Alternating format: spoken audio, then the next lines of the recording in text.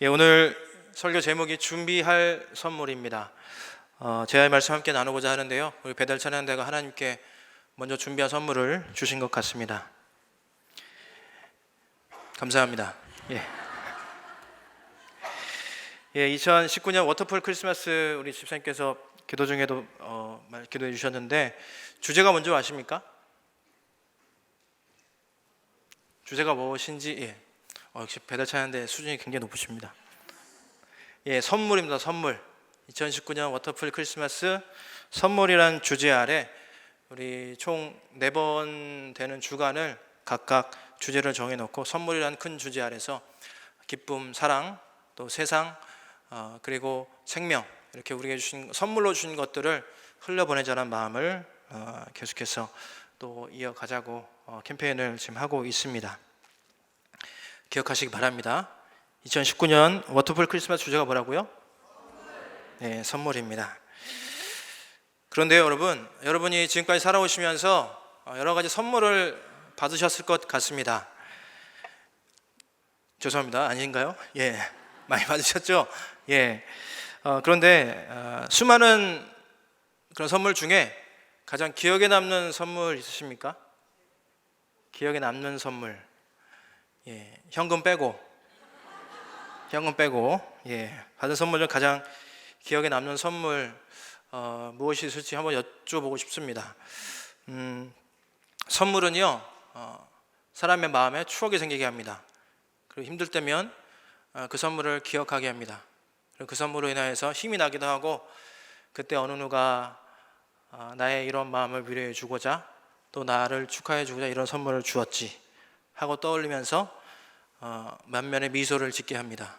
그리고 나서 다시 힘을 얻게 하는 그런 힘이 있는 것 같습니다. 제가 받은 선물 중에 또 있는데요. 제가 어렸을 때 살았던 곳은요, 집 앞에 호수가 아주 넓은 호수가 있던 집이었습니다. 저희 집 안에 있던 게 아니고 저희 집이 살던 그 동네 앞에 호수가 큰 게 있었습니다. 그리고 저희 집은 단칸방이었는데요. 일명 닭방이라고 불렸던 집입니다. 닭방. 혹시 아시나요? 양계장 가시면 그 닭들이 촘촘하게 이렇게 거의 계란을 낳는 기계처럼 이렇게 조금은 안타깝지만 그렇게 있는 양계장 있지 않습니까? 사람이 사는 집인데 그렇게 된 집이 있습니다. 비슷하게 한 칸씩 이렇게 있고요.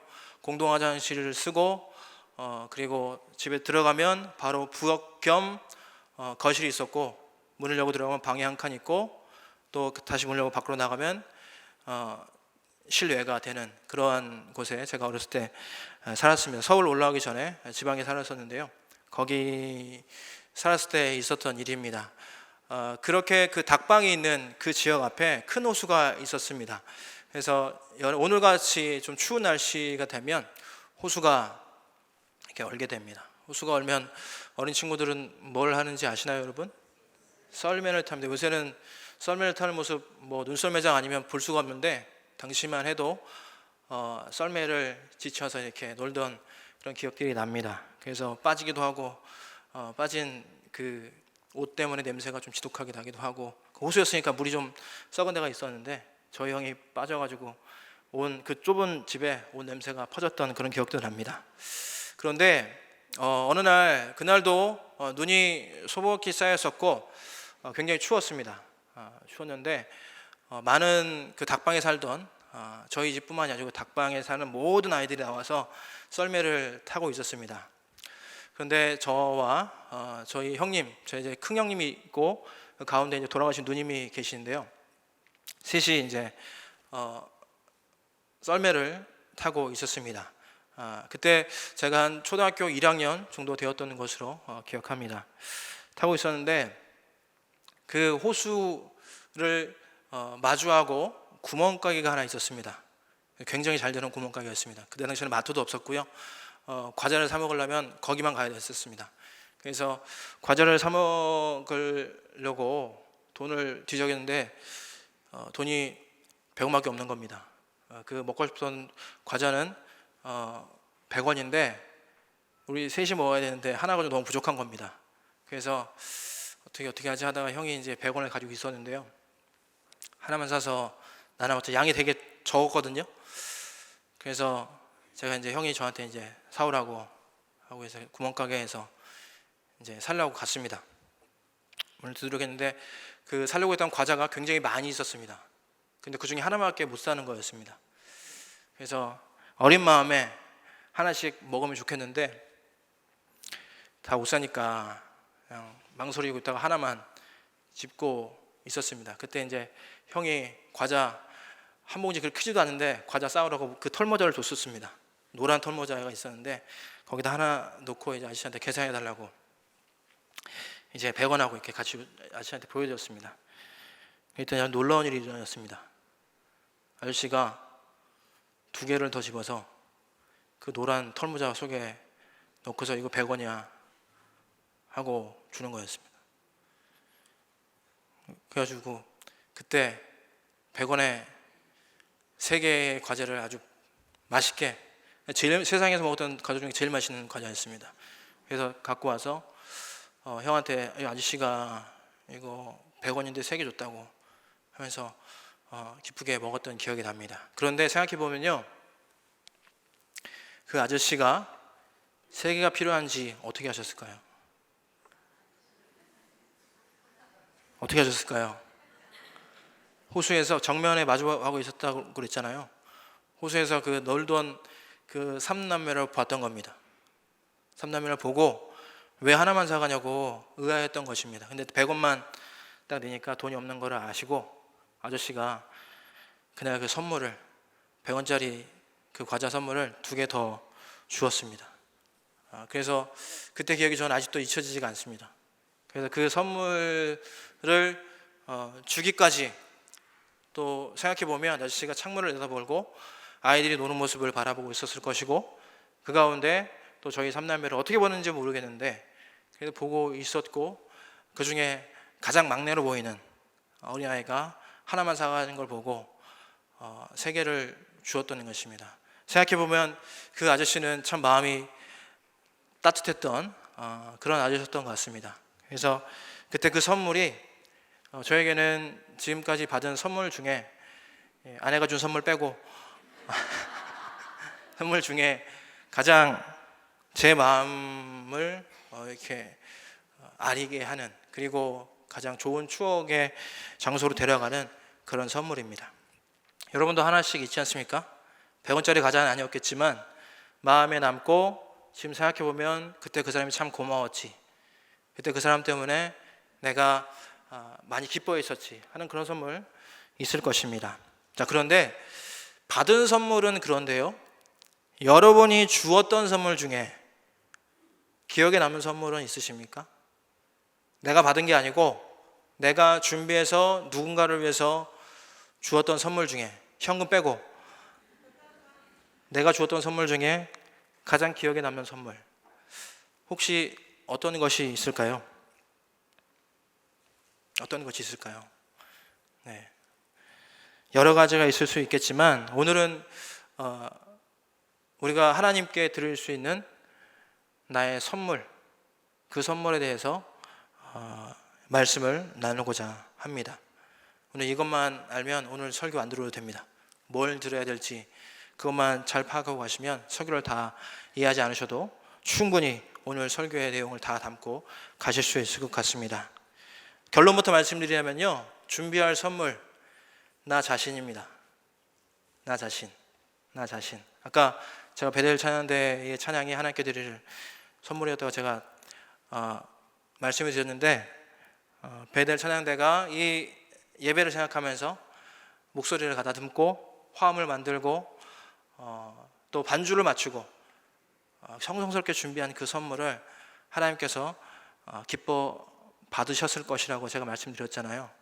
우리 인생에도 내가 하나님께 드릴 선물, 우리 하나님은 그 선물 없이도 충분히 우리를 통해서 기쁨 얻을 수 있으시고 그 선물이 없다 하더라도 우리를 뭐라 하지 않으시는 분일 것입니다.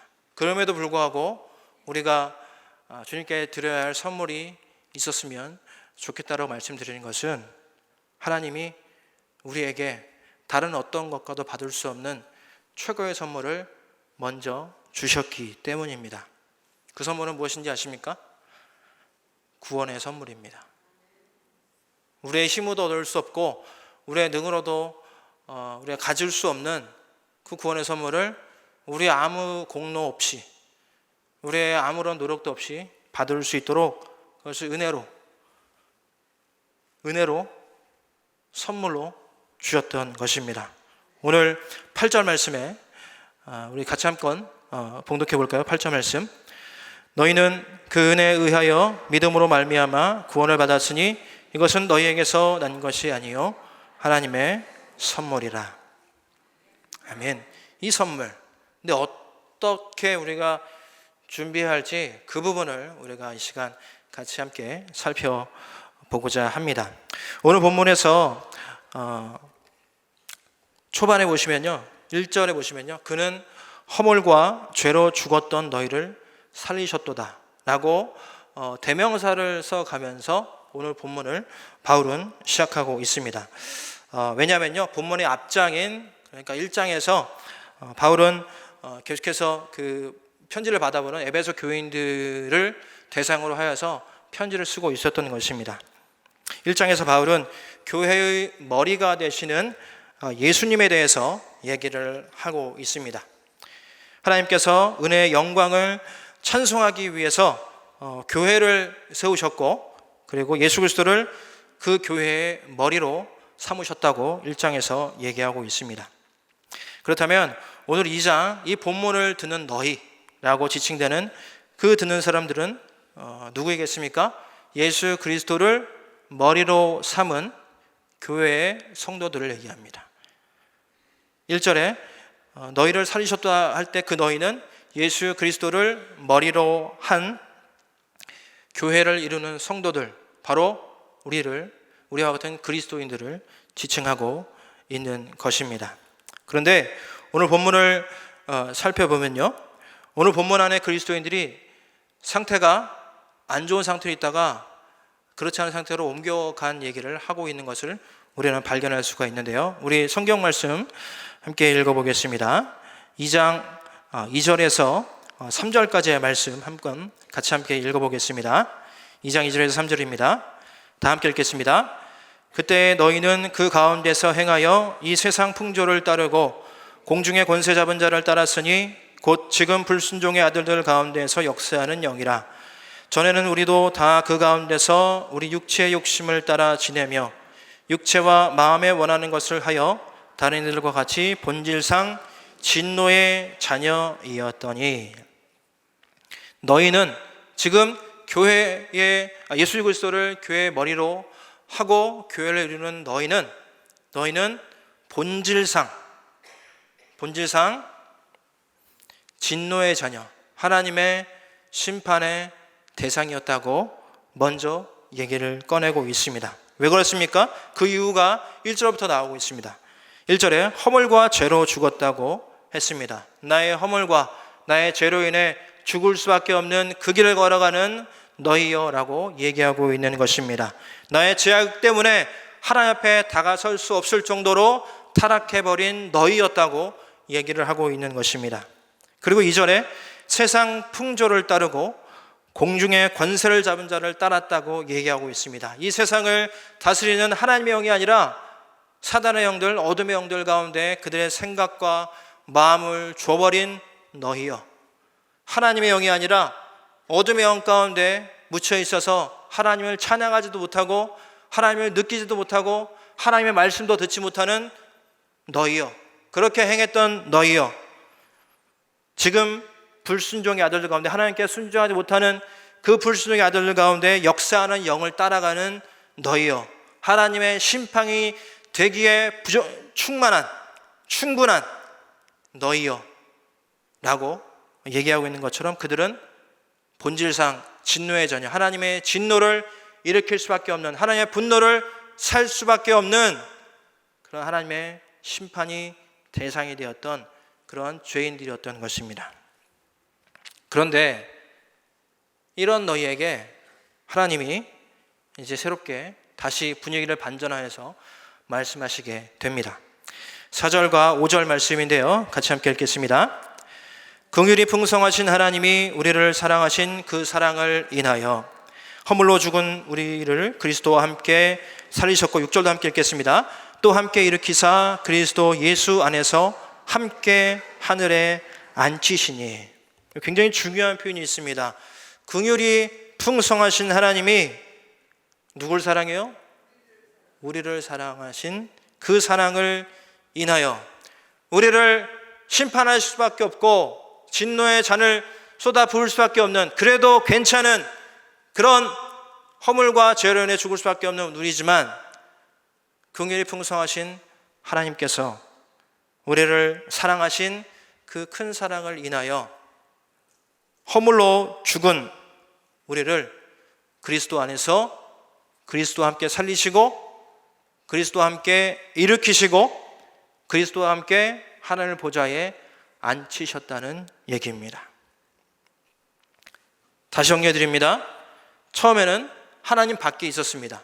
진노의 자녀였습니다. 하나님의 심판을 받아도 괜찮은, 충분한 그러한 존재였습니다. 허물과 죄로 죽었고 세상의 풍조를 따르고 공중의 권세 잡은 자를 쫓아가던 사람들, 육체의 욕심을 따라 행하던 그 너희들, 본질상 진노의 자녀였던 너희를 긍휼이 풍성하신 그 사랑을 인하여서, 그 사랑 때문에 하나님이 참을 수 없을 만큼, 그대로 두고 그대로 넘어갈 수 없을 만큼 애타하시는 그 하나님의 그 사랑으로 말미암아 하나님이 예수 그리스도 안에서 그와 함께 살리시고, 그와 함께 일으키시고, 그와 함께 하늘에 앉히셨다는 것입니다. 다시 한번요. 하나님께서 그와 함께 살리시고, 그와 함께 일으키시고, 그와 함께 앉히셨다는 것입니다. 여러분, 인공호흡 해보셨나요? 인공호흡 해보셨어요? 예, 기회가 된다면 꼭 배우시기 바랍니다. 인공호흡 할 때 이제 그 CPR을 하지 않습니까? 하고 숨을 불어, 저도 아직 안 해봤습니다. 예, 민방위훈련 가서 배운 것 뿐입니다. 예, 살릴 때 입에 생기를 불어넣고 공기를 불어넣고 살리죠. 그리고 숨이 살아나면, 숨이 좀 돌아오면 이렇게 해서 누웠다가 일으키게 되고 다시 이제 앉으라고 하죠.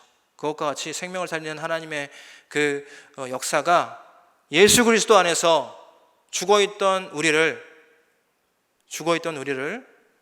하나님의 사랑으로 인하여서 살리시고 일으키시고 보좌에 앉히셨다는 것입니다. 우리가 무엇을 했기 때문에 그런 것이 아니에요. 우리가 하나님 앞에 좋은 것을 했기 때문에 그런 것이 아닙니다. 원인은 하나님께 있습니다. 우리를 향한 긍휼이 풍성하셔서 우리를 향한 그 사랑을 인하여 단지 그것 때문에 우리를 살리시고 일으키시고 보좌에 우편에 앉을 수 있는 존재로 우리를 다시 새롭게 하셨다는 얘기입니다. 7절에 이렇게 표현하고 있습니다. 제가 읽겠습니다. 이는 그리스도 예수 안에서 우리에게 자비하심으로써 그 은혜의 지극히 풍성함을 오는 여러 세대에 나타내려 하심이라. 다시 한번 읽어드리겠습니다. 이는 그리스도 예수 안에서 우리에게 자비하심으로써 그 은혜의 지극히 풍성함을 오는 여러 세대에 나타내려 하심이라. 우리를 살리시고 일으키시고 그리고 보좌에 앉히신 그 이유가 너는 잘 살아야 돼, 너만 잘 살아야 돼, 이것이 아니고 오는 여러 세대에 당신의 풍성한 사랑을 드러내시기 위해서 먼저 너에게, 먼저 우리에게, 지금 말씀을 드리는 너희에게 그 일을 행하셨다고 말씀하시고 계십니다. 그리고 오늘 8절 말씀에서 그 말씀을 아주 우리에게 감명 깊게 전해주고 계십니다. 우리 8절 말씀, 중요한 말씀이라고 함께 읽어보겠습니다. 8절 말씀입니다. 너희는 그 은혜에 의하여 믿음으로 말미암아 구원을 받았으니 이것은 너희에게서 난 것이 아니요 하나님의 선물이라. 너희는 긍휼이 풍성하신 그 하나님의 은혜로 말미암아 믿음으로 구원을 받았으니. 다시 허물과 죄로 죽었던 그 상태로 살아간 것이 아니라 다시 하나님으로부터 살림을 받은, 일으킴을 받은, 보좌에 앉히심을 당한 그 하나님의 자녀로서 살아갈 수 있다는 것을 우리에게 보여주셨는데, 그것이 조건 없이 우리에게 주신 하나님의 선물이라는 것입니다.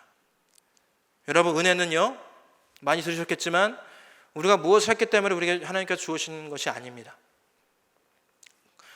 내가 무엇을 했기 때문에 누가 나에게 좋은 것을 준다, 그것은 은혜가 아닙니다. 그냥 좋은 일을 나에게 경험하도록 해준 것입니다. 하나님의 은혜는요, 내가 한 것과 상관없이 나에게 하나님의 사랑을 인하여 쏟아 부어주시는 그것, 바로 그것이 은혜입니다. 하나님 앞에 지금도 허물과 죄로 인해서 고민하고 또 어두운 상황 가운데 살아가고 있지만, 하나님은 그 사랑에 인하여서 하나님의 은혜를 우리에게 주시기에 전능하신 하나님이십니다. 어떤 상황도 어떠한 일도 하나님의 그 은혜에서 하나님을 갈라놓지 못합니다. 하나님의 은혜입니다. 조건 없이 우리에게 부어주신 사랑. 그런데 그 은혜로 인하여서 우리를 죽어있는 영혼, 그 상태가 아니라 살아있는 그 상태로, 살아있는 존재로, 생명으로 우리를 하나님의 자녀로 살아가게 했다는 것, 그것이 우리에게 하나님께서 주신 구원의 선물이라는 것입니다. 9절 말씀이 이렇게 표현되어 있습니다. 행위에서 난 것이 아니니 이는 누구든지 자랑하지 못하게 함이라. 내가 뭘 행했기 때문에 하나님의 구원의 선물을 주셨다는 게 아니라는 것이에요. 원인은 하나님께 있습니다. 하나님의 긍휼이 풍성하신 그 사랑 때문에, 그 사랑 하나 때문에 우리에게 부어주신 그 구원의 선물, 은혜가 있다라는 것입니다. 그리고 하나님은요, 10절 말씀에 우리에게 이렇게 표현하고 있습니다. 10절 말씀 함께 읽겠습니다. 10절입니다. 우리는 그가 만드신 바라 그리스도 예수 안에서 선한 일을 위하여 지으심을 받은 자니 이 일은 하나님이 전에 예비하사 우리로 그 가운데서 행하게 하려 하심이니라. 우리는 그가 만드신 바라, 이것은요 포이에마라고 들어보셨습니까? 헬러로 포이에마라는 뜻인데요, 걸작품, 작품이라는 뜻입니다. 우리는 하나님의 작품이라는 뜻이에요. 우리는 그가 만드신 바라, 이 표현이요, 우리는 하나님의 작품입니다, 이렇게 고백하고 있는 것입니다. 제가 아는 유명한 목사님이 계신데요, 저는 그분을 아는데 그분은 저를 모릅니다. 예, 그 목사님이 계시는데 그분은 저를 모릅니다. 예, 그런데 그분께서 쓰신 책에 나온 내용인데, 그분이 인생에서 좀 안 좋은 일을 많이 좀 경험하셨고 힘든 과정을 겪어 오셨는데, 그 일이 본인의 목회하는 것을 그만 포기하려고 하는 순간에까지 오게 하는 그러한 큰 일이 있었습니다. 그래서 목회를 포기하려고 이제 마음을 먹고 이제 하기 준비를 하다가 그 큰 일을 당해서 이제 학위를 따면 목회 현장이 아니라 다른 곳에서 난 일해야겠다고 하는 그런 마음을 먹고 이제 학위 마지막을 마무리하는 그 시점에서 같이 이제 유학을 했던 다른 나라 친구하고 얘기를 하다가 자신의 그런 얘기를 했었습니다. 나는 살면서 최근에 이런 일을 겪었는데 그것이 나의 목회 여정을 계속 걸어가지 못하게 할 만큼 나를 힘들게 하고 지금의 내 모습을 흔드는 그러한 것이 였다고 그 친구에게, 그 외국인 친구에게 말을 해줬다고 합니다. 그랬는데 그 친구가 냅킨을 하나 들고서 냅킨을 피더니 자기가 가지고 있던 잉크가 있는, 이건 잉크가 아니고 이건 볼펜입니다.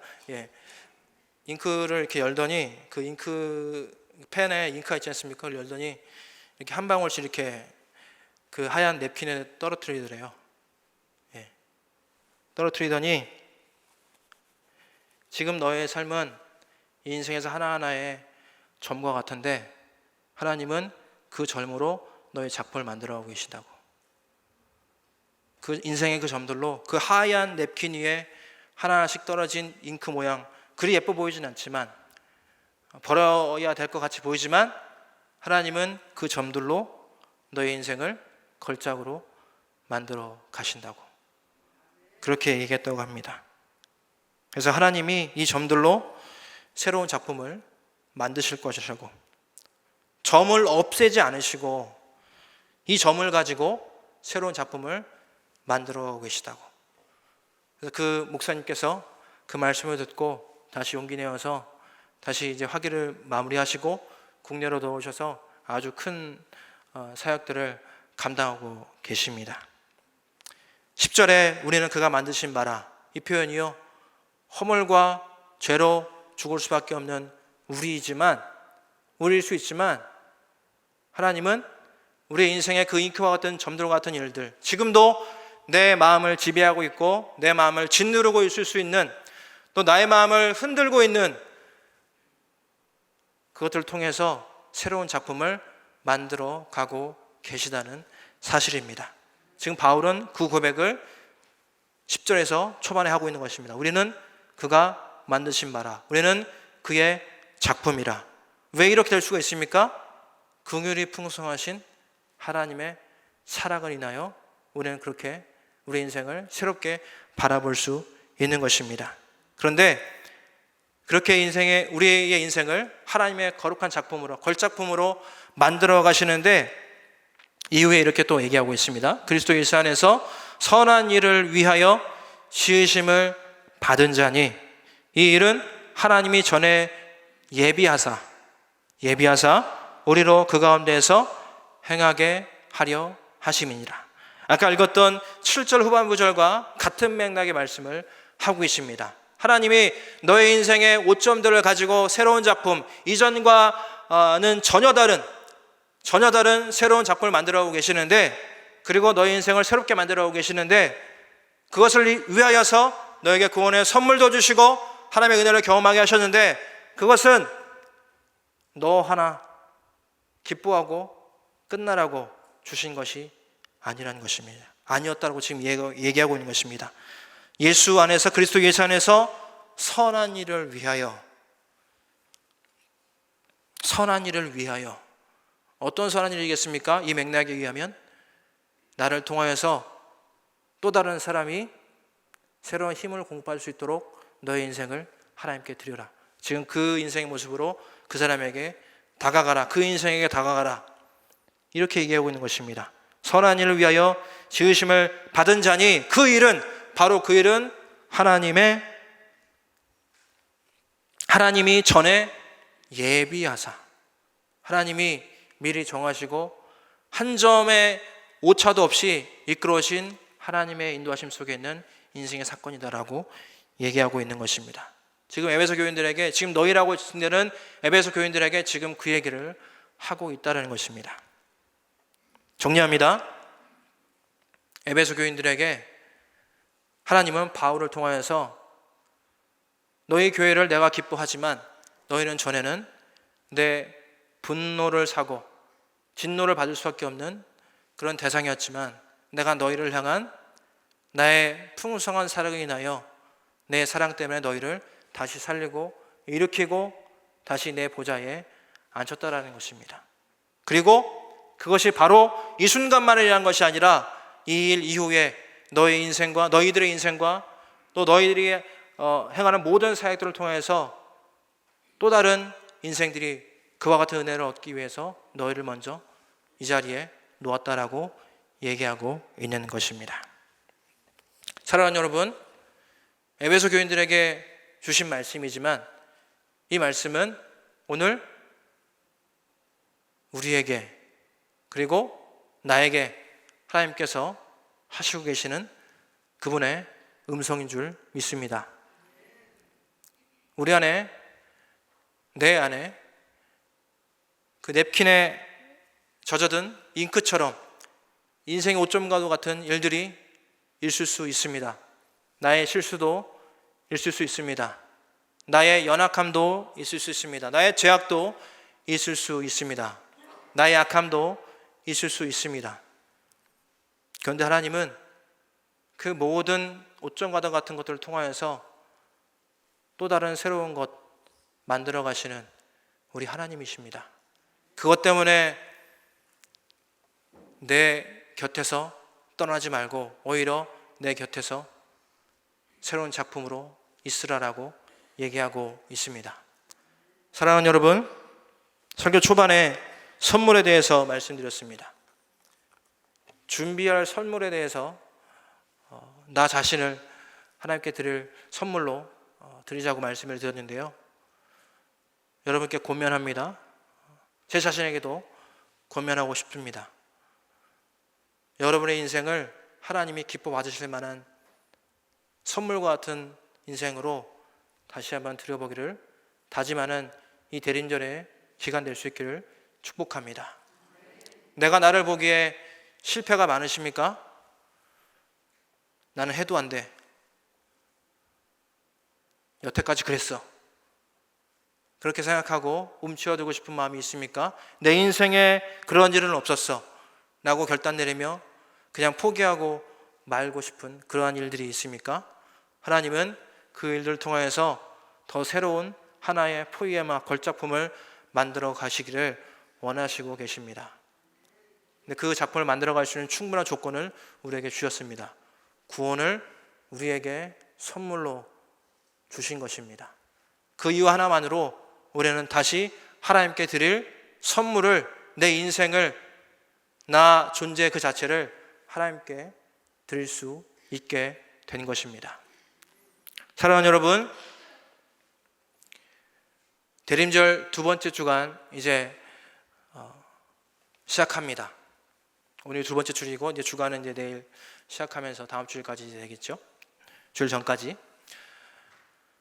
대림절은 예수님께서 이미 오셨지만 다시 오실 것을 고대하면서 예수님을 기다리는 그런 교회력의 시작이 되는 절기입니다. 이때 우리는 크리스마스만 생각하기 쉽습니다. 그러나 크리스마스가 되기까지 우리가 고대하는 마음, 기대하는 마음을 하나님 앞에 드리면서 내 자신을 드릴 수 있는 귀하고 귀한 우리 교회력의 절기가 되는 것입니다.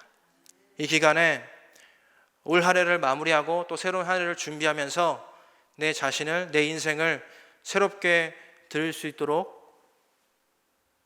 노력해 볼 수 있기를 축복합니다.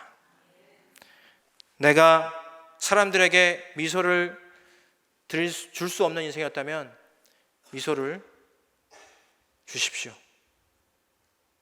그리고 내가 사람들을 환대하지 않았던 나의 인생이었다면 이제는 환대할 수 있는 인생으로 다시 한번 주님께 먼저 드려볼 수 있기를 축복합니다. 여러 가지 일 때문에 내 주변에 있는 사람들과 화합하지 못한 그러한 마음이었다면 하나님 때문에 그 사람들과도 화해할 수 있는 그 선물을 하나님께 드려볼 수 있으시기를 축복합니다.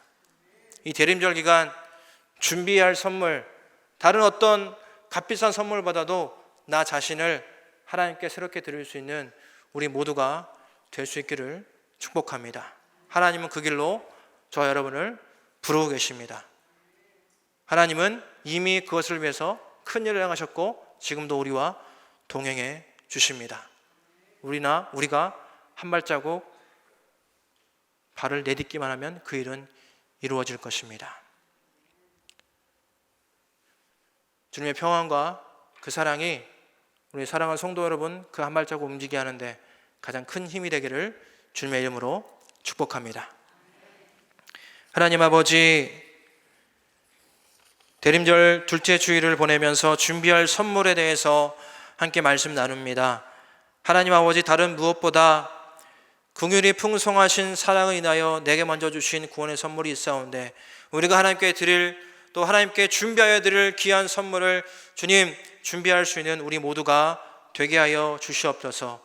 포기하지 않게 하여 주시고 정성스럽게 준비하여서 내 인생을 다시 한번 새롭게 드릴 수 있는 우리 모두가 되게 하여 주시고 그러한 대림절 기간 될 수 있도록 축복하여 주시옵소서. 예수님의 이름으로 기도드리옵나이다. 아멘.